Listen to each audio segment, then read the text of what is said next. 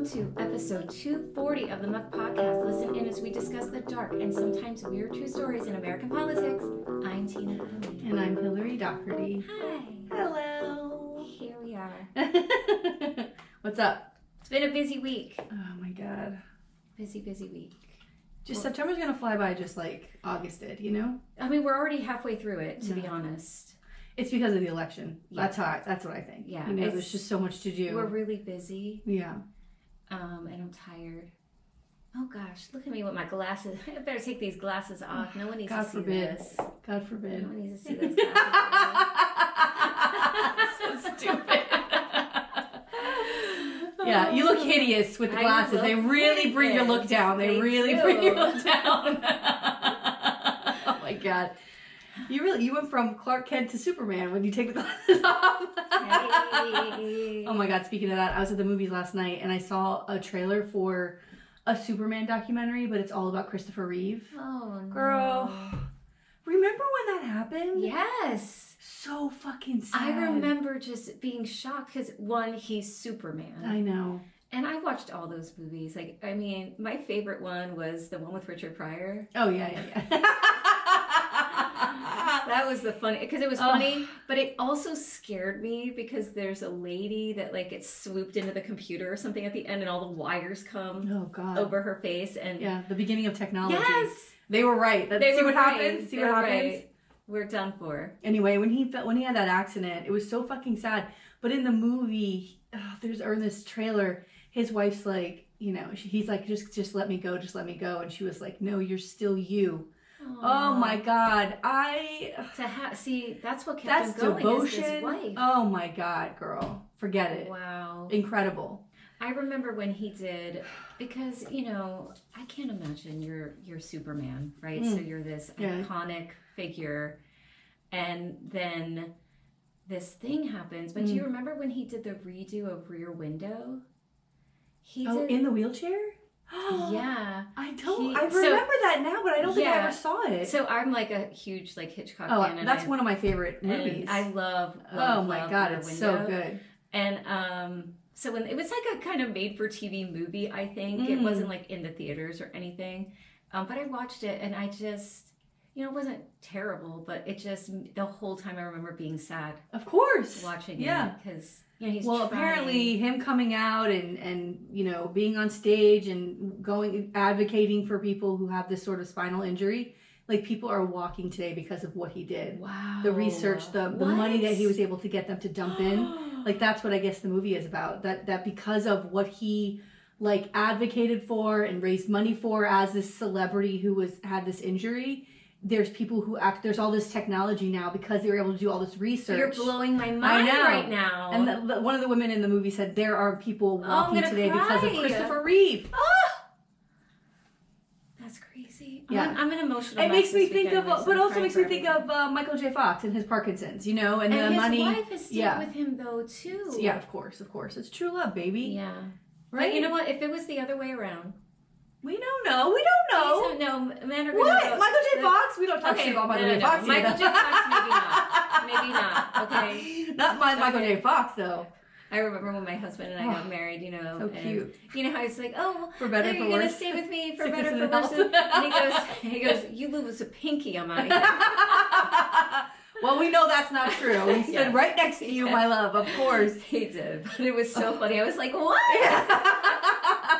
Now, let's get to the richer or poorer part because where's that richer? That's what I'm talking about. Well, I want to be rich, like, I want to roll around in a bed of money rich. Oh my God. That's what I want to fucking do. Okay? Tina saw a cute guy this week. We're not going to get into it. And he's rich. And she's like, why can't I go, girl, please? She goes, is his wife pretty? I go, she looks like a fucking supermodel. Like, please. She's gorgeous. She's gorgeous. Honey. Well, speaking of Michael J. Fox, you know how funny he was on Curb Your Enthusiasm. Oh my God, yeah. So I got an email earlier in the week, and it said it's from Hard Rock. Larry David's going to be at the Hard Rock. I almost texted you. I was so excited. I was like, let's go. Hold on now. I set my alert on Thursday at 10 a.m. I get in there. I'm in the queue. I was in the queue too. It opens up. The only thing they had that they were selling were the couches, the VIP couches, which were like $6,000. Yeah. Okay. I'm like, all right, well then tomorrow at 10 a.m., right? That's so what I was on. I was on with the regular seating. Okay, so I get on at 10 a.m. Friday. Same thing. They had limited opening, and it was the same thing. It's like $1,600, $1,200 a ticket. I'm like, this is crazy. Now, I've tried, I know you've gone to Hard Rock, but like, I find Hard Rock way too expensive. Anytime I want to see a show there, I go, I can't do it. Yeah. I cannot do it. You have to get in at it depends on the show. But the lowest price ticket, what was the lowest price you saw? So when I finally went, I was telling my daughter about it later on. I'm like, wouldn't that be, like in the afternoon, Friday afternoon, I'm like, wouldn't this be so much fun to do? And she said, yeah. I'm like, you know what? I was on the phone with her. I'm like, let me go on while we're on the phone. There were a scattering of seats left. Yeah. And the ones that were the nosebleeds, right, were $650 were the cheapest tickets. Dang it. So when I was on, the cheapest were, it was $105. Yeah, that's outrageous. 105 or 10. I'm sorry, but I think that's crazy. Because I was waiting for the queue, and then I was gonna text you and go, oh my god, do you want to go see Larry David? Like, the tickets are this. I'm in the queue, and like try to get them. That's crazy. The ones that were left are crazy, which means I think a lot of them are gonna be resale. They're gonna be resale. This is so fair. I'm going next week to see Weezer, Dinosaur Jr., and the Flaming Lips, which I'm most excited about. And when I bought the tickets, which were up high, like it's a little higher than I was when I went to the Counting Crows there. And they were $80 a ticket. Okay, but that makes sense. It's three fucking amazing bands. There's 3 bands. So I was like, Dinosaur Jr., are you fucking kidding me? Yeah, like 3 bands. So I get the tickets, and then I tell my sister-in-law, like, hey, because she was like, oh, Weezer's. I said, oh my god, I just got tickets. Like, this is the section I'm in. Go. I just did it like yesterday, or maybe a day or two had gone by.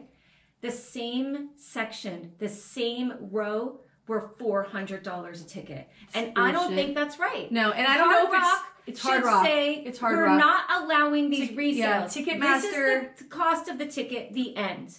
Where is Eddie Vedder when we need him to fight bullshit. Ticketmaster? It's bullshit. It is. I'm not outrageous. paying that. I'm not paying that. $105. I love Larry David, and I can't even believe I'm not going to see him down there. I can't believe it. I was gonna get us tickets. $100 is and I was like, shit, that's gonna be what? With the charge and blah blah blah. It's gonna be $300 to sit there and like listen to him talk. Like, no, I'd pay $100 to see those 3 bands probably. Yeah. But that's bullshit. By the way, Larry David. He's trying to make that money. I'm not trying to count your dollar bills, but bitch, you got hundreds of millions of dollars. Why are you selling tickets for $1,600 a piece? Like, that's fucking crazy. That's crazy. I was talking to my husband about this too, and I'm like, what happened? And I know what happened. Like, his philosophy, at least for the music, is because things have gone to streaming. Yeah. That artists are not making the money this that is where they make money on the road. They make money on the road. And I'm like, I get that they make money on the road. But, like, artists that are charging $300 a ticket, like, shows, and we've talked about this before, shows are supposed to be for young people to be able to go, like, $15, $25 a ticket, maybe $50 a ticket if it's, like, a big, person. Yeah. But you want to have those little, exclusive parts of the arena for the rich people, great. But, like, everyone should be able to go to a concert and enjoy a show and not be rich to have to do it. Because if you want to bring you and your kids to a show, that's hundreds and hundreds of dollars. All I'm thinking is maybe he'll open up a second show. That's all I could think. Because maybe since it seemed to have sold out very quickly. I mean, I don't know if it's sold out officially. But I don't think it is. Yeah, because you have couches, the VIP couches that are $3,000. What the fuck? I know. This is fucked up. It's fucked up. So, I'm never going to see Larry David. Yeah. That's what I know. He'll die after this. When I saw that, I was so excited. Me too. I sat in that damn queue for you. Oh, thank you. I appreciate it. Because I was like, oh, she's going to be so excited. I didn't know if you had seen it. Yeah. And I was like, oh, God damn it. And doesn't it seem like something that would be better for Broward Center? Like, why are you going to this huge place? It's still big. But I'm trying to Hard Rock is humongous. It's big, but I want to say it's kind of comparable, maybe. Is it? It's not super, super huge. Because when we were there for, the last time I was there for that show, I was like, it felt intimate to me. It felt like no matter where you sit in there, you have a good view. Great. Well, yeah. You're also broke at the end of it, too. Because that's some wild shit. I was very upset about it. But maybe I'll go back and check as we get closer to see if there's anything available. But I think that these venues... that there should be, that I'm sure that they can track resale. Yeah, it's a problem. And it should be, if you are reselling it, you cannot resell it for more than X amount more than what you purchased it for. So if you have an emergency or, you know, oh God, I gotta get rid of these tickets, you can get your money back, but you're not gouging people. Like to imagine I'm gonna be sitting next to people who paid $400 for those seats when I got them for $80. Like that to me is insane. It's insane. But especially since it's not like you didn't know the show was happening or whatever. Like these are people who got up, remember when we used to have to get in the line? Yeah, I was telling my son about that. Oh my God. I used to go, there was a Ticketmaster window at Searstown. I used to go to Searstown to get tickets. Oh my God, girl. You'd wait in line for hours and hours. So fucking But good. I also remember, and I know I'm an Eddie Vedder, a lover of Eddie Vedder, but he went up against Ticketmaster. And I don't know if you remember that, like, he went against the surcharges. He refused to use them. He's like, we're not selling our shows. He was like, we're not selling our shows. I think it was more than $15 or $25, something like that. Like, he refused 4 years. You know how much money they tracked one time, how much money, millions and millions and millions of dollars. Well, something's happening in Congress right now with Ticketmaster. Something's happening. They are doing some sort of hearings about it. There's got to be something. Because it's just... Because I just bought tickets to the show tonight. When I bought tickets for this cover band that we're seeing tonight, the tickets were $13 a piece. Great, $26. Yeah. You get on I got onto the... surcharge and this. 42. It literally doubled. Yeah. I was like, oh my God. And I don't understand. What the fuck? Just have a clear price of what the price is. But again, okay, so let's say it's 42, then I'm paying $21 to see 2 bands, right? Like, okay. Not bad. Yeah. And they're cover bands, so I'm not going to pay an exorbitant amount of money. But still, at the same time, I never would have been able to see any shows in my entire life in my 20s. Like, if things were this expensive. It never would have been able to do. And that, for me, like, when I look at because I still have, like, all these ticket stubs. Yeah. You know? Those were, like, some of my best memories of being young, being at a concert. I express to my youngest, because my youngest has it every time I'm like, you want to come? He's like, nah. But my oldest loves to come to them, and I'm like, you just don't understand, like, the feeling of being in a live show. Like, it's just, I mean, I was talking about it last night, and I was like, I would love to see the Counting Crows again, but when I went on there, I can't do it. I can't do it. And they come every year. I just wish they'd play somewhere else. Stop going to fucking Hard Rock. Yeah. Play somewhere else. The same thing when I got their tickets, they hadn't gone up yet. But I went as soon. Yeah. It's like you got to go on as soon as it opens, and you got to be strategic, and then they kick you out after, like, if you're on for like more than 60 seconds, and you got to put it back in. Like, it's very stressful. Yeah. I did just get tickets though for another show, and they are fucking cheap. They're $30 total to go see. I'm obsessed with MJ Lenderman. He's like an indie rock artist, but it sounds like indie rock from the 90s, like late 90s in the early 2000s. It's so fucking good. It's so Where is this? Fucking good. Well, of course he's not coming to Florida, so I'm looking to see, like, where can I go where I can drive? So I, like, thought about New Orleans because I can drive there, but then that show was on a Tuesday, and I'm like, that's insane. So he's playing in Athens, which is the closest to us. It's a 9-hour drive in Athens, Georgia. I've never been there. It's supposed to be a cute fucking ass town. It's a little college town. So that's where I got tickets. It's a Friday. It's at the end of January. So we'll see what happens. This is what happened before. I bought tickets to see the Babies, and I ended up selling them. But anyway, maybe I'll do that. I mean, I'd rather go see somebody I really love who's going to be at a small place and not have to spend a lot of money than... Yeah. Did you see that? Do you know that Noah Kahan guy? Yes, love him. I like him. And he was just here. He's gonna be here. He's gonna be here in a couple weeks in St. Augustine. With Kevin Morby, who I'm obsessed with him. I was trying to look at those two, and I was like, can I go? But then I wanted to go. It was a Sunday. Yeah, but then I was like, but then I gotta. I know. Figure out staying the night, and you know, then all the costs. And I'm like, why can't they just come down here? I've already looked at that. I was looking at that because I wanted to go. I wanted to do that.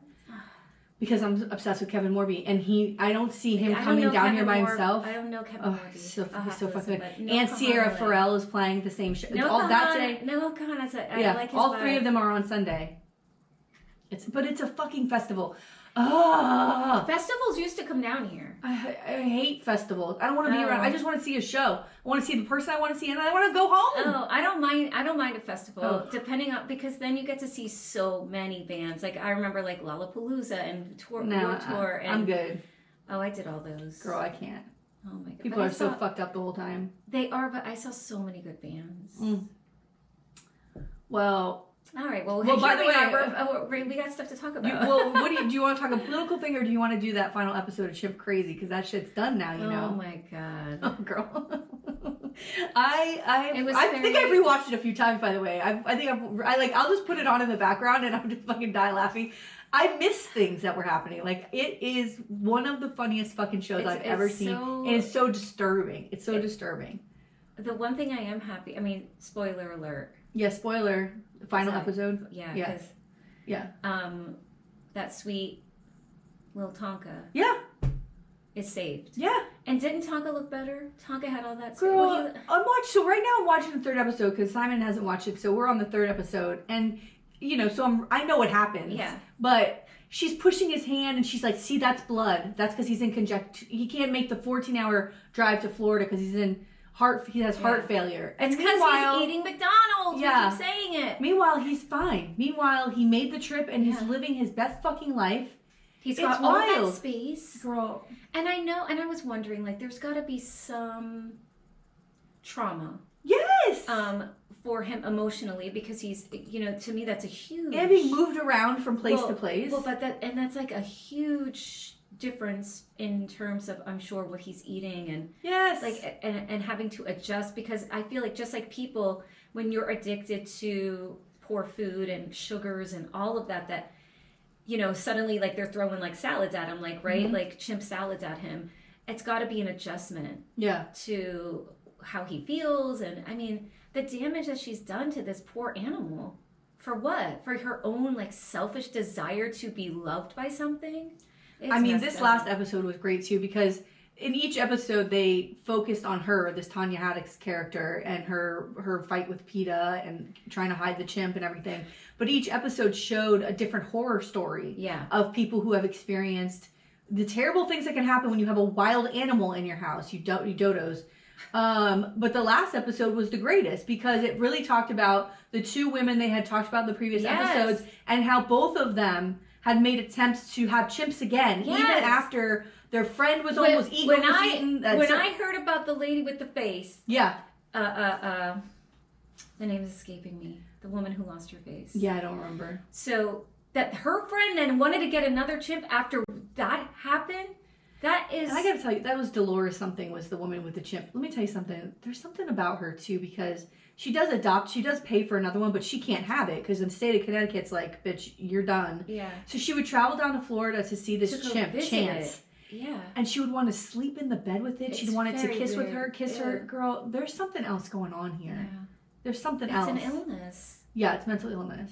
But then, the fucking coup de grace in the last fucking scene is that this Tanya gets attacked by somebody else's chimp. Her ear gets bitten off. Yes. Her hand gets gnawed. Yes. And she's telling this story. And then she says, but ask me if I'd have another chimp. And he did. And she goes, yes, I would. Is there something wrong? It's something and when fucking they showed wrong. That piece of that ear. Girl. With the wig around it. What's with the wigs? Yeah, she must have been losing that hair early. I don't know. Or maybe she just wants, you know. No, because in the earlier pictures you can see her hair's very, very thin. I've been watching this with a microscope to show. It's unbelievable to me. God. And one of my favorite YouTubers, Jessie Woo, she talks about different TV shows, and I couldn't believe when she's like, "Are you all watching Chimp Crazy?" She's like, "These white women." She goes, "In the first 5 minutes, a white woman's breastfeeding a chimp." Like she's like, "Titty, chimp." Titty, chimp. With those, would you put anything with those teeth near your breast? No, girl. Not these titties. Oh, no. Girl, God bless. God, and when they show those chimps later in life and those teeth, are they looking at those teeth? That alone should tell someone this cannot go near another human. Again, though, there's a reason they're in a cage. There's a reason they're in the cage, and you know, again, you watch her when she kidnaps Tonka, and they're in her house downstairs in that basement, and she's very like, you know, she won't stick her arm in all the way, and she pulls her. She's scared. Yeah. She knows this thing will pull her through and rip her fucking arm off. Well, she got attacked. And then also this again, I'm going to talk about her son and how. you know, even in one of the news clips, she's like, I love these kids. She calls them kids, the chimps. I love them more than anything in the whole world, even more than my kids. Yeah. And the son is he's like, she even said this thing, and he repeats the line. He goes, and that's how it felt. And I was like, God damn. I mean, God damn. Playing second fiddle to this chimpanzee. And you have a child that you can love and build a relationship. Well, the problem is that human children, you know, grow old. They like the babies. They like to be who doesn't mothers. Love a baby? Of course. I have to say, I miss my babies so much, but goddamn, do I love the kids that they are now. Yeah. I love hanging out and laughing with them, yeah. and every stage has been so wonderful, and it's like I get to have these people with me forever in some way as they continue to grow and have that a relationship evolve and grow. Like, I'm very excited about that too. Yeah, of course. Well, you're not mentally ill. I mean, you're not mentally ill. Who knows? I mean, we don't know for sure. Yeah. No, you're not. You're not.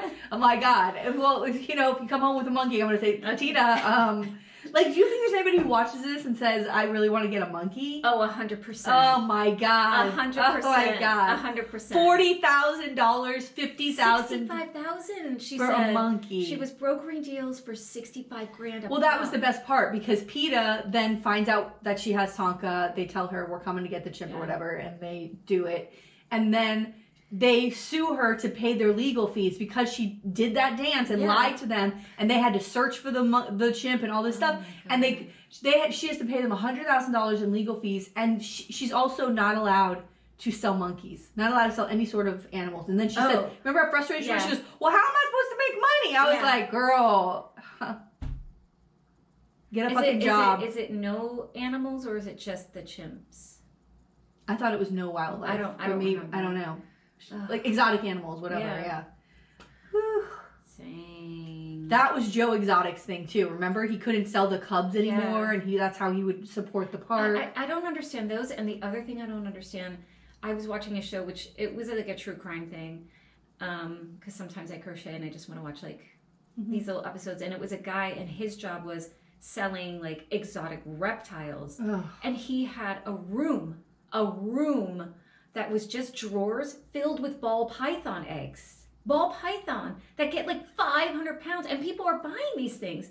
And it's like, okay, go take a look at our Everglades on why you can't have these things as pets, because when you go into certain places like Florida, there's no natural predator.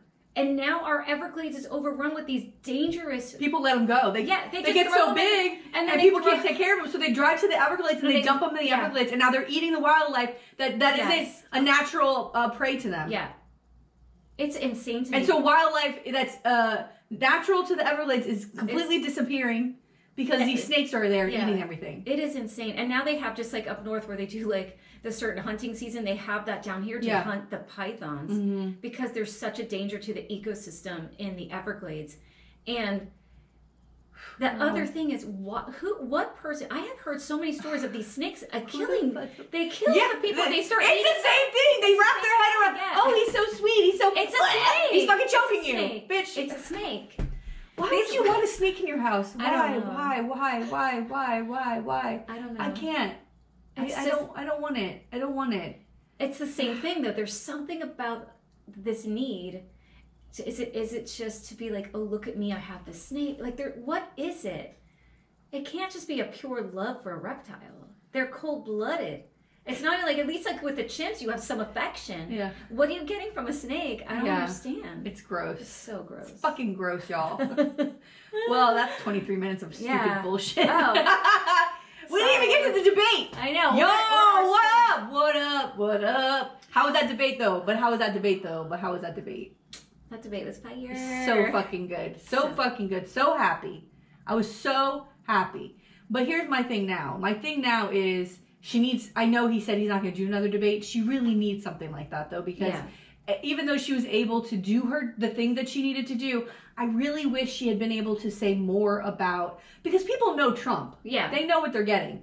I really need her to introduce her policies and the things. She was able to get some things out, but she needs another platform like that with millions and millions of people watching to get it out again. And she give really details. needs that another bump like that. Because that's what I think was the only criticism I saw, was that it wasn't detailed enough to what her actual plans are.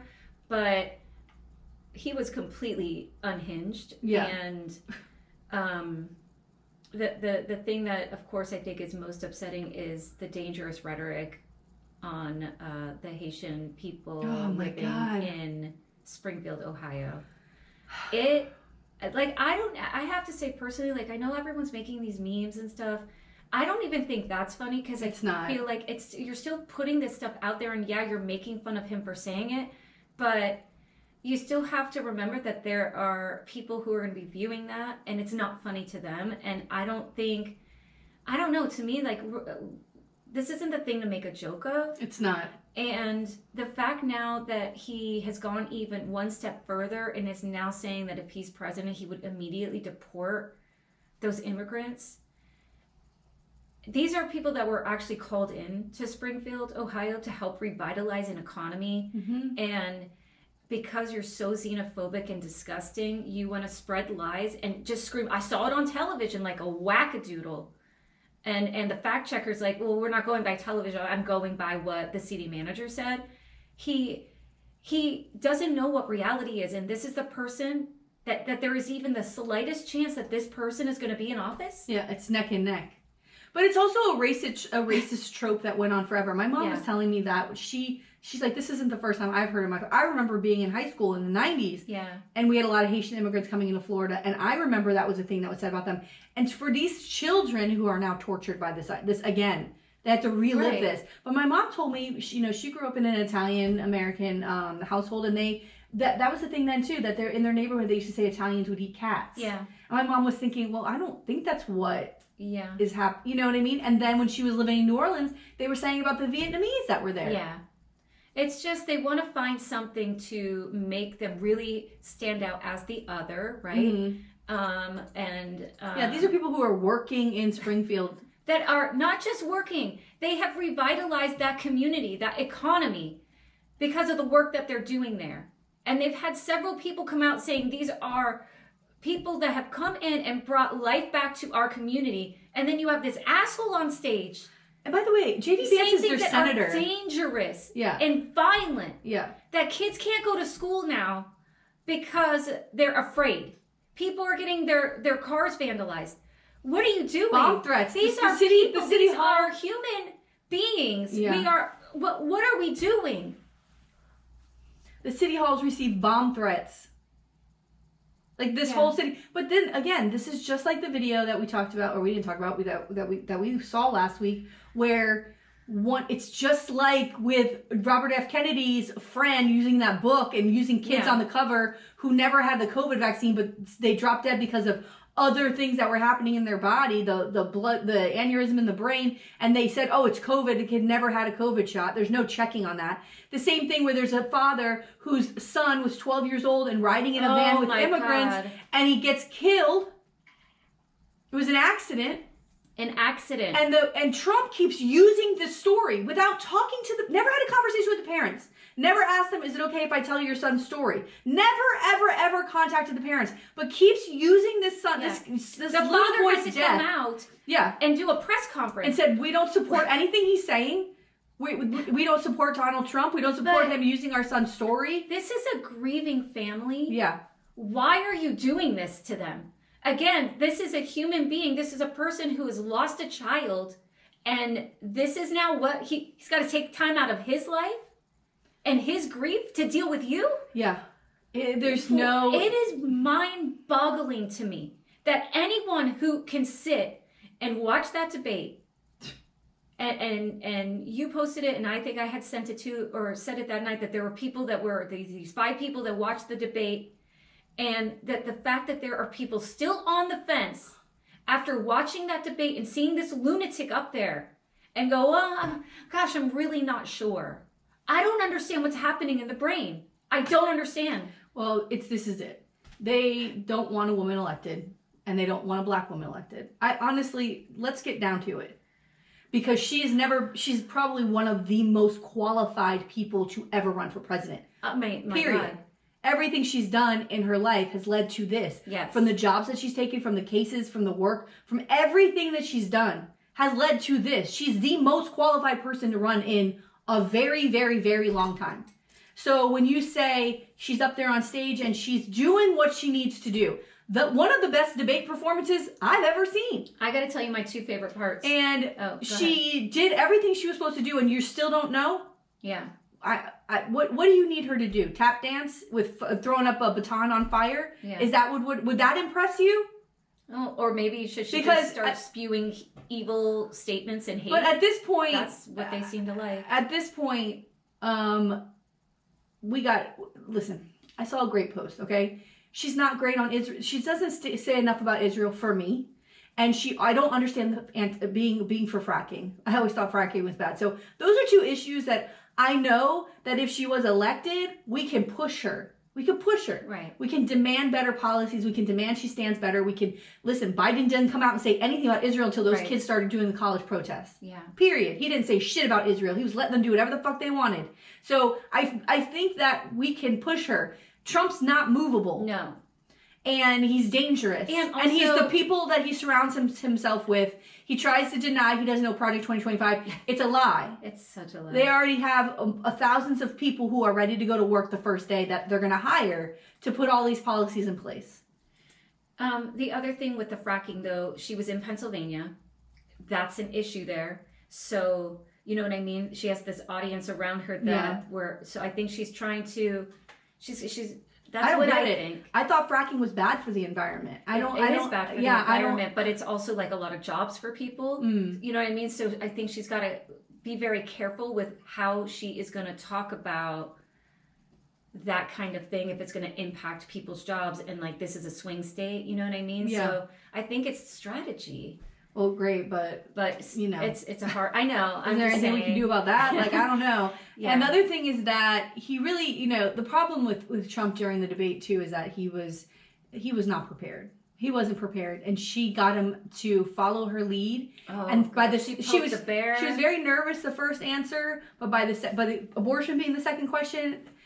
Here's what I know about that. When she started to say that he never looked at her, which was another fucking trying to be dominant. Yeah. And she looked at him the whole time. And when she turned to him and her entire answer about abortion, talking about very specific cases and what women have to go through, and saying, you did this to them, I felt something in my body that I can't even describe. It was the first time I've ever seen anybody look at Trump and say, like that I have seen, maybe people in the street have done it, right, but said to him in front of the entire world, you caused this pain and you caused this suffering, and women are going to continue to suffer because of what you've done. Women and girls will continue to suffer. Just to see somebody say that to his fucking face, and he's rolling his eyes. Yeah. There was something about that, but from that moment on, she fucking owned his ass. Owned him. For me, watching it, it was prosecutor Kamala. Like, you can see that she, just even the way that she would phrase things, it's like she's talking to us, right? Like, she's trying to convince that jury about this person. That's how it felt to me. Yeah. Like, where she was just like pointing out things after things, and this person, like, she was so good. You could tell that this is someone who is very well skilled in her job. Yeah. The other thing I loved is when she walked out and she walked to him to make that handshake. He wouldn't do it. And she is like, I'm not scared of you. Yeah. She's not scared of him. And then she says, I'm Kamala Harris when she went up to him. She's like, Kamala, because he says her name wrong. Yeah. You know, the other thing too is at the end, it finally somehow clicked that he was supposed to be tying her to Biden. Yeah. So he starts yelling about, well, if you want to do all these things, why didn't you do them the last 3.5 years? Yeah. Okay, so let me... She's like, I'm not Biden. Let me try to explain this to everybody who doesn't understand why Kamala hasn't done anything in the last 3.5 years. The reason she talks about how she's the Senate president, because the vice president sits in the Senate as the president and determines, if there's a tie vote, that person determines yes, no, whatever. That's why she talks about that. That's the only power you have as a vice president. She doesn't make laws. She doesn't sign laws. She doesn't veto laws. She's not the president. She doesn't push legislation. That's not her job. She has to go along with what Biden, because she's his support team. Right. But you understand she couldn't do, does Trump understand that? No. He doesn't understand anybody's role. Why are you asking her what she hasn't done in 3.5 years? She's the vice president. We all know that's a, Yeah. it's a wearing a sash. I mean, it's but cutting ribbons and kissing babies. Can I get except for the Senate president job. Yeah. But, and that's why she talks about that, because she has made some very important decisions in the Senate for us. So don't ask what Kamala, she hasn't had power. Do you all need to go take civics again? 101? About or at what least government? or at least go watch what was that thing? How Bill Becomes a Law, the little Schoolhouse Rock. Go watch some old Schoolhouse Rock videos, man. I mean, it's crazy. It's crazy to me too. But to me, what a power move, because she's, tinier and he's this big looming oaf, and to show like, I'm not intimidated, I'm not scared of you. Yeah. I got this. And I thought she kept her cool. Yeah. She was just, it was so good. And she poked the bear. As soon as she got him to talk about the rallies, I was like, when she said crowd size, She knew it. She was like, okay, these are the things I know to say. Yeah. He only had really one thing to talk about, and that was border and immigration. Any question always for him led back to border and immigration. We know why. Because it's fear, intimidation, That's right. fear and intimidation, and he's got to scare everybody listening. And the other thing that was outrageous, and again, this dangerous rhetoric, is the post-term abortions. Nothing like that is happening. Nobody is murdering babies once they're born. I don't know what... Executing, you mean? Yeah, executing babies. I don't know where in the world you think that this is a possibility. That to me is crazy.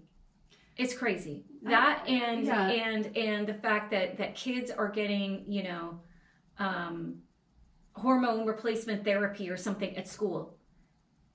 We can't even get textbooks. Girl, it's crazy. I could give a kid a Band-Aid, but that's about it. Like, I can't hand them anything else. You can't have, even a parent cannot send their child, like, my son has allergies. I cannot, if he has Benadryl in his bag, he would be expelled, because it's got to be at the nurse, it's got to be signed out. There's all of this paperwork for over-the-counter Benadryl. And then somehow the schools that have no money are there's some facility somewhere where they're injecting them. Well, here's what I heard. Here's what I heard about this is that he talks he talks in what they call like MAGA speak, or if you were to be on Truth Social or like in that 4chan, whatever these chats are, this is how they all talk. So a lot of the things he was saying, we're all like puzzled because it doesn't make sense to us, but it's directly from these chat rooms and these places where he's, and like, quite frankly, again, to me, I've said this many times on the podcast, but his response about January 6th, which again, they asked him about here too, is always like, it sends chills over my body. Like I can't, now it's that he was just asked to give a speech. Yeah. He had nothing to do with planning it, which is true. Some other organization planned it. But you're the president of the United States. But also, when he says you gave, like, go and watch his speech that he gave that day. Please. Please. And remember that behind him is Congress, the building. And in there were all of these where they were about to certify the 2016 election, the 2020 election. And he was, first of all, pumping them up weeks before. Yes. Then he gets on stage and one speaker after the other and then ends with Trump. But all of the speakers that day were like, are you going to stand and fight? Yeah. Are you going to do the right thing? Are you going to make sure Mike Pence does the right thing? If Mike Pence better do the right thing, these threats against Mike Pence. And then you see Donald Trump's speech and it is wild. So he says, I just gave a speech. But you gave a speech that was giving direction to people who were so fucking fired up because they're on those chat rooms and they're hearing, and they already had a plan. We saw them the day before walking around DC. We saw them getting tours by Marjorie Taylor Greene's team about where things were in the building. He was inciting violence. So, and then that's what the speech and then was. Even in the debate said, well, they were trying to, and we were, so he was, the people he was theying were the police officers. Yeah. The police officers. That 140 injured police officers, somebody lost an eye that day. And then he's trying to talk about the woman who was shot. Well, that's what happens when you try to storm a fucking federal building. They're still making her a martyr. It's insane. And then he's trying to blame Nancy Pelosi for not having security. He's been doing again, that it's not her job to do that. So, you know, he is a dangerous individual. And he will use people and use situations to his advantage. And that's why he's the most dangerous. Because he won't even take responsibility or accountability. He sat in the White House. Now, I don't know if you remember the January 6th hearings, but he got into that Suburban and he said, take me to the Capitol. He wanted to go. Yeah. And the Secret Service was trying to keep him in the car. It was a fight. They had to say absolutely, like their job is to make sure he stays alive. And they said, there's no fucking way. Because they took one look at that fucking crowd and they said, there's no way. Your life will be in danger. We're not doing that. Please, they would have. They crowd surfed. They turned and went to the White House, where he sat for 2 hours while all the members of Congress were in there, hiding under desks, putting benches in front of the doors of our House chamber, where police officers were holding the doors he sat there for 2 hours while they stormed that building and destroyed it, vandalized it. And he wants to go back for what? He has no respect for this country, for our institutions of government, for our fair and free elections. He has no respect for anybody. He has no respect for a little boy who died and using that kid's story. Again, what if that was your kid? What if that was your son that was killed? And all of a sudden, Donald Trump gets wind of it and starts using his death. That is gotta be the most painful thing a parent can go through. And starts using it to try to get reelected. It's disgusting. He's a disgusting person. And you know what? All right, you don't want to vote. All right. Well, but we're at a turning point here. And if you live in Florida, there's a lot of shit on the ballot. There's a lot. And that's one more thing. You better go down that ballot because... All right, you don't want to vote for president, but down the ballot is what happens right outside your door on your front lawn. Your state reps, your House reps, your U.S. senator. The amendments. Your amendments. These are things that are going to impact Florida and where you live directly impact you. Your school board, your city council, the water you drink, the air you breathe, the food that you have in your grocery stores, the insurance that you pay on your house, whether your daughter will be protected if something, God forbid, happens to her body that the government now turns its back on. So all of those things are going to be down the ballot. So make sure that you at least vote down the ballot. Well, speaking of the ballot, one more thing, and I know we have to move on, but Amendment 4. So there is the Agency for Healthcare, like the state-funded agency that is putting up false information about Amendment 4. One, they shouldn't even be doing to begin with because this is a political thing. They can't get involved. And they are getting involved and putting out false information. The ACLU right now is suing them. But the other thing that's happening, and I don't know if you've seen the commercials, but the commercials that they are putting out against, I saw one last night while I was at my parents' house, and it is outrageous what they're showing on these commercials. And then someone texted me freaking out because she had just watched a commercial and were there like basically showing they had a graphic warning and like babies. Yeah, well, it's those parades come to life. It's the right to life things come to life. Remember the giant posters they had there? Yes. It is insane to me the amount of money they are dumping in to prevent women from getting health care. Not only that, they're preventing women from getting health care. They are preventing women who are going through miscarriages from getting health care. They are threatening the lives and livelihoods of doctors. What? Please just vote for Amendment 4. Yeah. We have to vote for Amendment 4. DeSantis is demanding that all the Republicans in the state come out and support against Amendment 4, and that they should be giving some of their campaign money to the efforts against Amendment 4. He's demanding that of people. And Republicans, it's a toxic, don't touch it. No. Don't touch it. And they don't want to because they have constituents who are Republican, this is a bipartisan effort. Women don't want this. Well, anybody with a brain shouldn't want it. It's outrageous. I know. All right. Are you ready? Yes. All right. I'm going to say sorry ahead of time. Today, no. Today, I'm going to tell you the story of former Ammon City Councilman Byron Wiscombe. Okay. Okay. So Byron, I keep wanting to say Brian. Byron Wiscombe served as councilman in the city of Ammon beginning in 2013. But when assault allegations arise, Wiscombe goes from serving his community to serving time.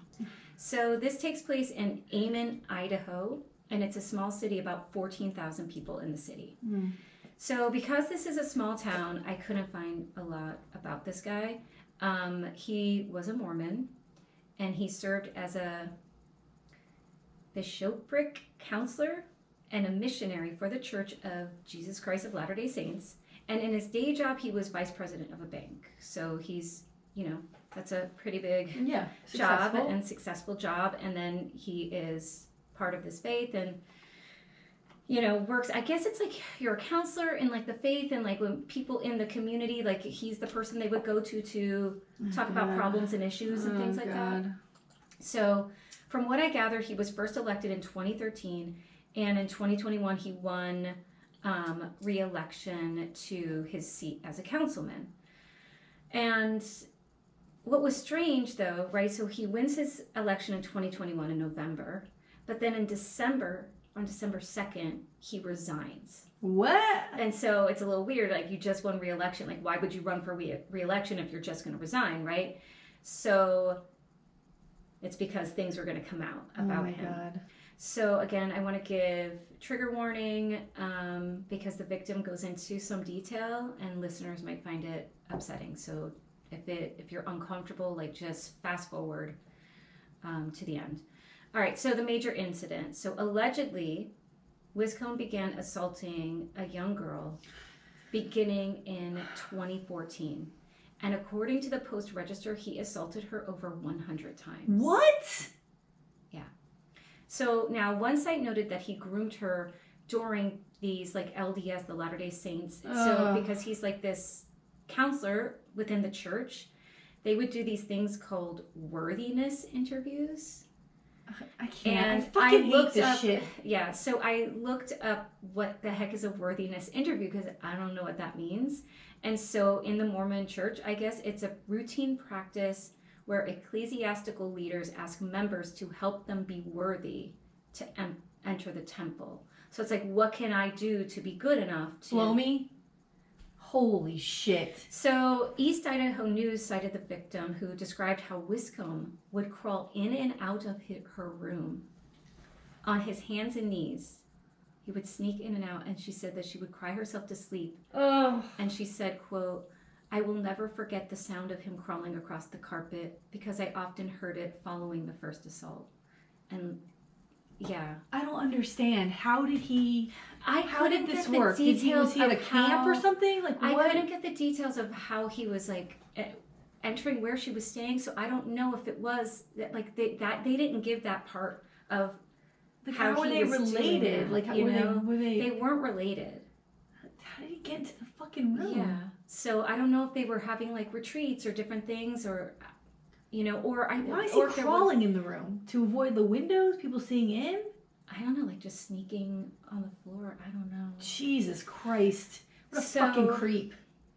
So Jesus. Then she explained that she would try to dress more and more modestly because she thought like... Of course! Maybe it's because of her here dress. We go. This is what we do to girls. Right, and it's because she wanted to stop his assaults and she thought like if I cover up more then he'd leave me alone, but he didn't.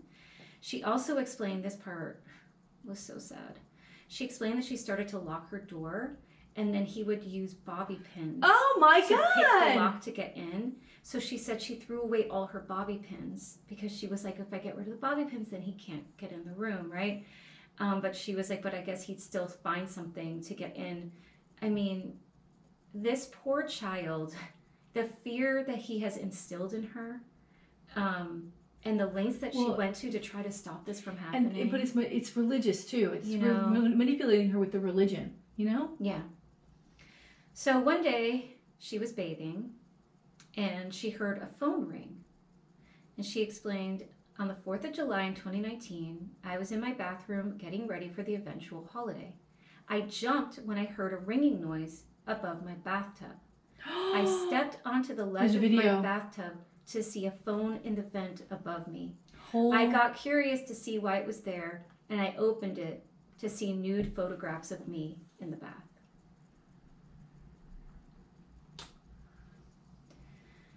So, because it's not enough to do what you're doing. The physical isn't enough. He's disgusting. So he assaulted her several times, sometimes within a week, and other times like months and months would pass before. Where are the parents? So because he had this religious leadership, I don't know. Because he had this religious leadership role, she was afraid to tell anyone, and she was also afraid that there may have been more victims. So she was 14 when it started, and it stopped when she was 20 years old. So for like 7 years, he was doing this. If one of your children are being sexually assaulted, you're going to tell me you're not going to notice that they're different, like something's off. Is that what you're telling me? Are her parents really that fucking unaware? Yeah. Like, that's insane to me. Or are they like, oh, she's 14, now is this being a teenager? Is she being moody? Is she being... No. When children are assaulted like this, it's things change. They become violent. They retreat. Like, their entire personality changes. Yeah. This is insane. Yeah. So the victim noted that he would buy her donuts the next morning, and she saw this as like him feeling remorse. And so in the court, like they're like, well, then he knew what he was doing was wrong, because if he's buying these donuts, right? Could you imagine? He knew. Donuts. But he kept it. Yeah. Girl. And then you never want to eat a donut again. Well, it's just so insane. Yeah. It's so like, it minimizes this will make you better. Yes, it minimizes the physical damage and torture that he's causing her. He's giving her a donut. For what? I know. For your dick? For your dick. It's so disgusting. Fucking fucked so up. Gross. It makes me so angry, Tina. I'm sorry. Girl. All right, so the charges. 1 count of felony lewd conduct with a child under 16. 1 count felony sexual battery on a child. 1 count of felony video voyeurism, a misdemeanor of sexual battery, misdemeanor sexual battery. There was another victim who was a woman but not a child, and so she had come forward. And then according to East Idaho News, Wiscombe first pled not guilty to all the charges, but then he finally took a plea deal, and in the deal he agreed to plead guilty to felony lewd conduct with a child if all the other charges would be dropped. The plea deal for a minimum of 3 and no more than 5 years. But the judge could alter that. So after hearing the victim's impact statement, so even though he made this plea deal with 3 to 5 years, with the judge being able to alter it, the judge hears this girl's sentence and sentenced him to 3 to 33 years in prison. So the 3 years is still there, but it got extended. He'll probably still be out in 5 years or more, who knows how long, but he'll have to go up to say, like, can I get out? Kudos on that judge saying, yeah, you got this plea deal, but screw you. 30 years is right. That's right. So he also had to pay like $20,000 in fines and fees, and he had this to say: I'm sorry to my wife of 23 years. Excuse me? All I put her through. I didn't get help, and this happened to the victim. I'm so terribly sorry. I'm sorry to the community and the concern I caused to this good community of good people that I tried to serve and I love. And then he says, to his neighbors and friends, the significant damage extended to co-workers, neighbors, and members of my faith. On December 1st, 2021, the victim did the right thing to go to authorities and put a stop to this. I'm sorry that I was not strong enough to do it and was compelled to be humble. The victim was so courageous, and I'm grateful that you did what you did. So there's, first of all, saying she's courageous. He apologized to his wife first. Yeah. There's not one apology to the victim. It's just, you're courageous. Yeah. After his sentencing, the judge presiding over the case, Judge Watkins, had this to say: there are a few things that immediately stood out to the court today, which includes the inability that this court has to really quantify the harm that your actions have inflicted upon your family, those that are here, and none more than the victim. Yes, of course. To the young lady who demonstrated that courage in her statement today, nothing about this is your fault. Nothing, nothing, nothing. It makes me so fucking sad.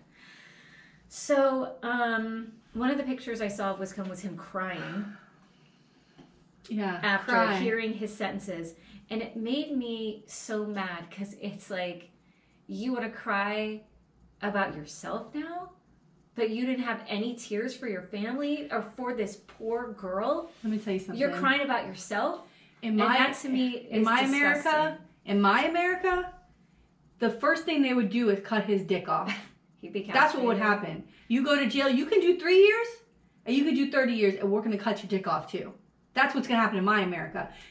There's nothing for his family that I have sympathy for. No. Nothing. I'm nothing. And also, I gotta say, I'm so fucking tired of these kinds of stories. I watch these documentaries with the cults or whatever. Like, where are the parents? Yeah. There is no way on God's green earth someone would have this much fucking access to my children. Any of my children. There's no fucking way. I would never allow it. I don't care what church they go to. You know, this Russell Brand, who's a fucking rapist. Russell Brand's a rapist, everybody. Yeah. Okay? These girls, all these women are finally coming out. He's a fucking rapist. Now he's found Jesus. There's a picture of him on stage praying next to... Give me a break. With Tucker Carlson. He's like doing a talk with Tucker Carlson because, you know, he's a big righty, Russell Brand. He's on his knees praying to God. Yeah, now you found Jesus after you've raped women. Religion... You didn't find Jesus. Religion, like, protects rapists. Yeah. Religion protects rapists. They put this religious, blanket around them, and they think that now they're going to be okay. So, I wanted to point out some other parts of the impact statement that tie to the aftermath of what he's done to this young woman. So, regarding the photos and the videos that were being taken of her, she said, quote, "Now everywhere I go, I look at fence and make sure there's no camera. It doesn't matter if I know I'm safe. It's a ritual of mine to keep checking. Now I always get dressed in the dark." This is her whole life. Her entire life is ruined. Her life. Yeah, there'll never be a moment she's not thinking about this. That's the thing that's why when the judge said, we don't even know really what the impact is. Yeah. They don't understand. And that's what really fucking pisses me off. She doesn't mean anything to him. He is over and over again violating her body without her permission, violating her privacy without her permission, and then he gives her a donut. So he can come. That's what he's doing. It's disgusting. The value of her body and her mental state for the rest of her life, he doesn't give a fuck about. He doesn't care about a human being. He cares more about his dick. He's a disgusting person and he deserves to die. These people shouldn't be walking the fucking earth with us. They cannot be helped. The New York Times just did a whole fucking story about how priests that molesting kids in Australia, the church would move them all around too. And where they were putting them? In these little remote islands like we talked about last week. And because there's an island, I don't know if it's I can't remember the name of it. It's like 97% Catholic because they got in there early, right? And so 97% Catholic in this community. And they send these priests who then immediately start molesting kids. And because it's so remote, who's helping them? And the community, the faith is so strong, you're told to keep quiet. So once you molest a child, you should be killed. You should be murdered because there's no helping you. You're perverted and you're fucked. There's no getting out of that. Die. Yeah. Why isn't that a fucking thing? And the Pope, instead of commenting on our election, on how both of the candidates are for killing people, and Trump is for hurting immigrants, and Kamala with the abortion, why don't you focus on all the priests that are harming children? Yeah. Why don't you spend your time talking about that or doing something about that instead of talking about our elections? Yeah. But yeah, clean your own fucking house before you start looking over at somebody else's house, motherfucker. Yeah. So, I mean, that's pretty much the story. He, of course, he resigned from his post, and it's a small little town. And the thing that I thought was crazy, the mayor was like, has to appoint someone for the 2 years, to fill his spot. So he's like, yeah, if anyone's interested, just shoot me an email. and I'll get back to you. Like, that's how they're doing it in Ammon. And anyway, he ended up appointing someone. So he's still in jail right now? Yeah, this just happened. Google your name and find this podcast, because I want you to hear me say, you're a major fucking piece of shit, and I hope you die. I hope you die. What you did to this girl and the other victim, you deserve to die. Go meet, what's that fucking idiot's name? Smith. John Smith. Who's their fucking founder of the stupid fucking religion? Yeah. You know what I do with your religion? I wipe my fucking ass with it. You protected yourself with a religion, and you should fucking die. I hope your family never forgives you, and I hope you die a lonely fucking existence. Joseph Smith. Yeah. Oh, boo-hoo. How does Joseph Smith feel about you raping a child? Oh, please. Joseph Smith made this whole religion up in the 1800s. So he could fuck a lot of women and have 20 wives. Y'all are out of your fucking minds out there. Stupid. Shame on you. Shame on you. Shame on this girl's parents. Ooh. Y'all fucking get the fuck out of my face. I'm so tired of this kind of bullshit. You know what? If he was never elected, we wouldn't even know about this person. That's true. Because your friends and family probably kept it real fucking quiet. Yeah. But then you think about how many other people in these religious institutions that are using their power. Listen, I gotta tell you, I love an orgasm as much as the next guy. Honey, please, it's the best. Who doesn't like an orgasm? But at the sake of another human being's health? What the fuck are you doing? It's disgusting. Like, really? Like, what? We're talking about fucking psychologically fucking people up and violating a woman's body. You have no idea what that's like. What you take away from that person. So you can ejaculate? My God. Yeah. My God. There's no helping you. Just die. Okay. Oh, girl, I can't. Right, I fucking hate. I'm sorry. Please, no more. Okay. No more stories like this. Okay, I'm no, sorry. No more stories. Girl. Okay. Trigger. Yeah, you give a trigger warning, but I gotta sit here and listen to it. I'm sorry. Ugh. All right. What a fucking piece of shit. Oh my God, Tina, I can't. I know. I'm sorry. All right. Well, that's our show for today. What? Wait a minute. I can't end on that. We gotta talk about something else. I can't leave it like this. Okay. Where I'm yelling at some guy to die. Like, that's not what I should do. So we'll end on a show that I finished that you should be watching. What? And it's A Perfect Couple. I watched it. Oh, you did? That was a cute. First of all, I watched it because you told me that. No, it was awful. Nicole Kidman, who's my queen, my Lord and Savior. It was so funny. Listen, my Lord and Savior Nicole Kidman can do no wrong, but bitch, where was she? That acting was awful. The acting was terrible. I thought it was so funny. No, I can't. And I didn't like the cut scenes of like interviewing people, and there's so many good actors in the movie. I liked it. I watched it and I thought it was so funny. What's the dance sequence in the beginning? Like I mean that's just their little. It was too much for me. Yeah. I liked it. I did watch the whole thing because I could see what happens. I thought it was funny. I mean, I think it was meant to be kind of, bubblegummy, sort of campy, stupid. I think that what was Nicole Kidman's accent was weird. The guy who played her brother, though, I love him so much. He used to be on Sons of Anarchy. And he was my favorite. I loved him. But I thought the scene where... where she admits everything. And I was like, what? Girl, it's too much. Tina, I'm like, this is going down a turn that I did not need to hear. I just thought it was so funny. And like when he's like when he shows up at her book launch. Yeah. And, I don't know. I thought it was... Yeah, Liev Schreiber, another one who's like a great actor. What's he doing? I really liked it. This is crazy. I can't believe you liked it this much. I thought it was good. I enjoyed it. There's a need now or something for these like comedy or dramas that have rich people, like a White Lotus. Yeah. I think it was trying to do this White Lotus thing, but White Lotus is beautifully, brilliantly written. Yeah, White Lotus is so good. This is not a White Lotus. You know, Walton Goggins is on the next White Lotus. Yes. I can't wait. And we had Michael Imperioli. Oh yeah. I finished The Sopranos. I haven't seen it. Okay. Don't tell me anything. Okay. Don't tell me anything. The only thing I'm going to say is this. I need to see it fresh. Okay. It's very good. I just didn't realize that, I'm sure you know, that James Gandolfini was struggling a lot. Yeah. I didn't know any of that. Yeah. It's crazy. I'm very excited to see it. Yeah, I'm gonna watch it. I'm gonna watch it. It's slow, but it's I'm good. probably gonna watch it tonight. I had that migraine all last weekend, and I was like, I need to see this when I'm feeling good and I'm focused. And I also watched that show while I had a migraine. Maybe it's the migraine that made me like that show. Oh, God. That's it. You're mentally off. I was off for days. Like, because you get like this migraine fog after. They call it the migraine hangover. And it can last like 2 or 3 days. So I was in this migraine hangover like Monday, Tuesday, Wednesday, where it's like, you know, you're kind of just foggy, you're cloudy. I couldn't focus on things. I was like extra emotional. I was a mess this whole week. I finally, like yesterday, was like, okay, I feel back to myself. Oh my God, it's awful. Yeah, so it was a full week because it started last Friday night.